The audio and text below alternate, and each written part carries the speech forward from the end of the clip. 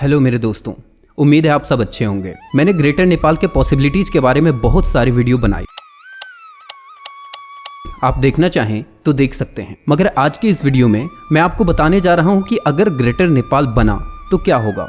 कहने का अर्थ है कि एक समय के लिए, एक मोमेंट के लिए चलिए मान लेते हैं कि जो ग्रेटर नेपाल की पहल बालेन शाह द्वारा की जा रही है वो सक्षम हो गई, वो सफल हो गई, तो क्या होगा। एंड लेट्स इमेजिन, अब आपको लग रहा होगा कि बहुत सारे पॉजिटिव चेंजेस आएंगे, बहुत मज़ा आएगा क्योंकि नेपाल और बड़ा हो जाएगा। हम और गर्व के साथ कह सकते हैं कि हम नेपाली हैं और हमारा एरिया अभी जो कहते हैं 1,47,000 ये वाला जो पूरा मैटर कहते हैं, ये हम और ज़्यादा कह पाएंगे। हम ये नहीं कहेंगे कि हमारी जनसंख्या 3 करोड़ के आसपास है, बल्कि हम ये कहेंगे कि हमारी जनसंख्या 10 करोड़ 12 करोड़ है। क्यों? क्योंकि हम लोग अपना जो भूभाग है, अपनी ज़मीन है, पा चुके हैं एज अ नेपाली, राइट। तो चलिए देखते हैं कि अगर ये पॉसिबल हुआ तो क्या होगा। और मैं आपसे ये रिक्वेस्ट करूँगा कि अभी तक बनाई हुई वीडियो अगर आपने नहीं देखा है तो देख लीजिए, और ये वीडियो आप पूरा देखिएगा, क्योंकि अगर आप बीच में ही छोड़ देंगे तो आप पूरे कॉन्टेक्स्ट को नहीं जान पाएंगे।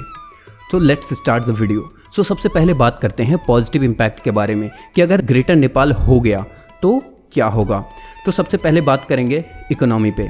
अब जब सारे के सारे एरियाज़ नेपाल के हो जाएंगे तो वहाँ की इकोनॉमी भी नेपाल की हो जाएगी और वहाँ का डेवलपमेंट भी नेपाल का हो जाएगा। इसका मतलब ये है कि टूरिज़्म सेक्टर बहुत तेज़ी से ग्रो कर सकता है, क्योंकि बहुत सुंदर सुंदर जो जगहें हैं वो नेपाल में आ जाएंगी, जैसे कि शिमला, दार्जिलिंग, सिक्किम, नैनीताल, बहुत सारे ये सारे एरियाज़ नेपाल के हो जाएंगे। मैं सिर्फ टूरिज़्म एरियाज़ की अभी बात कर रहा हूँ। उसके बाद और जो डेवलपमेंट वाली चीज़ें हैं, जैसे बिहार के जो ट्रेनें हैं, यूपी के जो ट्रेनें हैं गोरखपुर में, ये सारे ट्रेन के जो रूट्स हैं ये भी नेपाल के अंदर आ जाएंगी। तो वहाँ पे काफ़ी हम लोग और भी प्राउड फील करेंगे कि हमारे यहाँ इतना ज़्यादा डेवलपमेंट और हो गया। वाओ, मज़ा आ रहा है ना, कितना अच्छा लग रहा है। अब ये सुन के सारे नेपालियों के मन में लड्डू तो पक्का फूट रहे होंगे कि इतने ज़्यादा पॉजिटिव इम्पैक्ट्स हैं और हम लोग रिलेट भी कर रहे होंगे। लेकिन अब जान लेते हैं नेगेटिव इम्पैक्ट्स के बारे में, क्योंकि पॉजिटिव इम्पैक्ट्स तो बहुत सारे हैं और हम एक्सप्लेन करने लगे तो ये छोटी सी वीडियो में हम एक्सप्लेन भी नहीं कर पाएंगे। लेकिन ये जो नेगेटिव इम्पैक्ट्स हैं इसके बारे में कोई भी नेपाली सोच ही नहीं रहा है।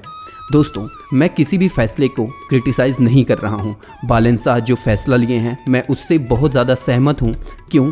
क्योंकि कोई भी इंसान अगर अपने देश की ज़मीन है उसको वापस पाना चाहता है तो इसमें कोई भी बुराई नहीं है। लेकिन उसके पॉजिटिव और नेगेटिव इम्पैक्ट्स को जानने के बाद तो बात करते हैं नेगेटिव इम्पैक्ट्स की। India will add blockage. कहने का अर्थ ये है कि ग्रेटर नेपाल बनते ही इंडिया 2 पार्ट्स में डिवाइड हो जाएगा, विच विल रिजल्ट कि इंडिया और ज़्यादा गुस्सा हो जाएगा। यानी कि हमारा जो रिलेशन है उसमें ऑब्वियसली दरार आएगा, 2015 की तरह जैसे ब्लॉकेज लगा था। फिर क्या, नेपाल चाइना से या फिर भूटान से मदद मांगने का, क्योंकि बांग्लादेश भी गुस्सा हो जाएगा, क्योंकि बांग्लादेश इंडिया को बहुत अच्छे तरीके से सपोर्ट करता है। तो अगर कोई सामान अभी हम 20 रुपये में खरीद रहे थे, अगर वही सामान हमें चाइना से इंपोर्ट करा के मंगाना पड़ रहा है तो उसका प्राइस 200 भी हो सकता है और 2000 भी हो सकता है, राइट। तो अब अगर नेपाल भूटान से मदद मांगे तो फिर कुछ हो सकता है, मगर प्रॉब्लम यहीं पे ख़त्म नहीं होती। नेपाल के पास इससे भी बहुत बड़ी बड़ी समस्याएं आएंगी। अब ज़रा नज़र डालते हैं पॉपुलेशन की। तो अभी जो नेपाल की जनसंख्या है 3 करोड़ के आसपास। क्या हर एक नेपाली जो ये वीडियो सुन रहा है वो अपने दिल पे हाथ रखकर ये चीज़ सोचे और समझे, क्या सच में जॉब अपॉर्चुनिटीज़ हैं? अगर होती तो इतने सारे नेपालियों को विदेश जाके कमाने की ज़रूरत नहीं पड़ती। आज तक नेपाल में एक भी ढंग का साइंटिस्ट नहीं हुआ। ऐसा नहीं है कि नेपाली के पास दिमाग नहीं है, लेकिन नेपाली के पास रिसोर्सेस नहीं है, और ये मैं बड़े अफसोस के साथ कह रहा हूँ। अगर ये भी मान ले नेपाल के पास रिसोर्सेस भी हैं, अगर हम बिजली की बात करें 83,000 मेगावाट, इसका मतलब ये है कि अगर नेपाल पूरे एशिया को लगातार बिजली दे फिर भी पूरे एशिया को उजाला कर सकता है। लेकिन क्या फ़ायदा, उसका 5% 10% भी नेपाल नहीं इस्तेमाल कर पा रहा है। यही हालत है वहाँ के जनसंख्या की। वहाँ के लोग मजबूरी में विदेश जा रहे हैं अपनी बहन, बेटी, परिवार को छोड़कर। तो अगर 3 करोड़ की जनसंख्या नहीं संभाली जा रही है तो आप कैसे उम्मीद कर सकते हैं कि अगर ये सारे भूभाग, ये सारे ज़मीन नेपाल के हो जाएंगे तो जनसंख्या की जो वृद्धि होगी वो कुछ इस तरीके से होगी।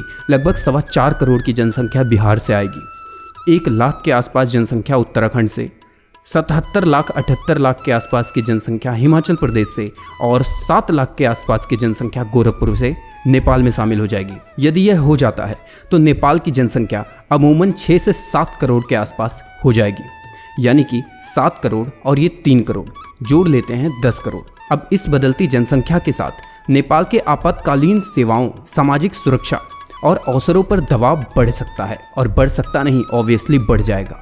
वर्तमान में नेपाल की आबादी 3 करोड़ के करीब है, और ऐसे बड़े आंकड़े के बढ़ने के बाद नेपाल के लोगों की जो जीवन शैली है, जो अपॉर्चुनिटीज़ और अवसर हैं और सामाजिक मान्यताएं जो हैं, उसमें बहुत बड़ा इम्पैक्ट पड़ेगा, बहुत बड़ा प्रभाव पड़ेगा। अधिकांश नेपाली नागरिक अपनी आय और रोजगार की खोज में विदेश की ओर जा रहे हैं, जैसा कि मैंने पहले बताया, और इस जनसंख्या वृद्धि के कारण और ज़्यादा क्राइसिस हो जाएगा, और ज़्यादा जो नेपाल सरकार है उसके ऊपर बर्डन हो जाएगा, क्योंकि अगर 3 करोड़ नहीं संभाले जा रहे हैं तो फिर आपसे एक्स्ट्रा 6 से 7 करोड़ कैसे संभाले जाएंगे, ये सबसे बड़ा क्वेश्चन मार्क है। नेपाल के लिए जनसंख्या बढ़ने का मतलब और भी जो इमरजेंसी मुद्दे हैं उनका सामना करना भी है। उपयुक्त शिक्षा, स्वास्थ्य देखभाल, पॉपुलेशन का जो नियंत्रण है, प्रदूषण नियंत्रण, भूमि का उपयोग और समावेशी विकास के लिए इस वृद्धि के बावजूद संघर्ष करना होगा। और इसके अतिरिक्त सीमा की नज़दीकी और अप्रशिक्षित प्रवासी कामगारों के प्रवासन की बढ़ती जनसंख्या भी नेपाली समाज के लिए एक चुनौती होगी। अब बात करते हैं सबसे बड़ी प्रॉब्लम की, और अगर आप इससे अग्री करते हैं तो कमेंट में ज़रूर बताना, और अगर नहीं अग्री करते हैं तो सिर्फ नेपाल इंडिया के हेट फैलाने के बजाय आप कमेंट में एग्जैक्ट रीज़न लिखना कि ये क्यों संभव नहीं है या फिर क्यों संभव है। आप मुझसे एग्री करते हैं तो क्यों करते हैं, और नहीं करते हैं तो क्यों नहीं करते हैं। अब देखो, अब अगर वो सारी ज़मीन नेपाल के हो जाएंगे तो अल्टीमेटली क्या होगा कि इंडियंस जो हैं वो नेपाल पे राज करने लगेंगे। अब आपको बड़ा ही शॉकिंग लग रहा होगा, तो मेरी बात सुन लीजिए पहले, ये कैसे और क्यों मैं कह रहा हूँ। अब जब नेपाली लोग, मान लीजिए कि गोरखपुर, उत्तर प्रदेश के बहुत सारे जो भूभाग हैं, ज़मीन है, वो नेपाल के हो जाएंगे, और भी उत्तराखंड, बिहार के कुछ भूभाग जो है वो नेपाल के हो जाएंगे, तो वहाँ के पॉलिटिशियंस भी नेपाल के हो जाएंगे। अब ऐसे में आप ही सोचिए कि क्या होगा। मेजॉरिटी जो रूलर्स हैं वो इंडियंस हो जाएंगे, यानी कि मेजॉरिटी जो लोग हैं वो इंडियंस हो जाएंगे। नेपाल की जनसंख्या 3 करोड़, इंडिया के से हमें मिल गए 6 से 7 करोड़। अब ऐसे कौन किसको रूल करेगा, आप अंदाज़ा लगा लीजिए। ऐसा नहीं है कि अगर वो ज़मीन नेपाल की हो गई तो वहाँ के जो लोग हैं वो अपने आप को नेपाली फील करने लगेंगे और नेपाल के लिए, उनके लिए देशभक्ति आएगी। ये मैं कैसे कह पा रहा हूँ। सपोज दैट आज नेपाल को चाइना ले लेता है, तो क्या आप चाइना के प्रति देशभक्ति का फीलिंग ला पाओगे? ज़िंदगी में नहीं ला पाओगे। आप हमेशा खुद को एक नेपाली ही मानोगे। ठीक इसी तरीके से जब वो लोग नेपाल में आएंगे तो भले ही वो उनका नागरिकता नेपाली रहेगा, लेकिन अंदर से वो हमेशा खुद को इंडियन ही मानेंगे और हमेशा इंडिया की ही भलाई चाहेंगे, और वो यही सोचेंगे कि नेपाल किसी तरीके से इंडिया हो जाए। नेपाल में अभी 175 निर्वाचन क्षेत्र हैं। अब अगर उसमें हम 6 से 7 करोड़ और जोड़ दें तो 350 और लगेंगे। इसका मतलब ये है कि 525 निर्वाचन क्षेत्र और 525 सांसद। अब ऐसे में नेपाल की जितनी भी पॉलिटिकल पार्टीज जो हैं वो सभी अगर मिल के गठबंधन करके एकजुट हो जाएं तब भी वो बहुमत नहीं ला पाएंगे, क्योंकि नेपाल में 3 करोड़ हैं और वहाँ के 6 से 7 करोड़। आप बताइए कौन जीतेगा? ऐसा होने के बाद गवर्नमेंट कौन बनाएगा, रूल कौन करेगा, कानून कौन बनाएगा, लॉ कौन बनाएगा?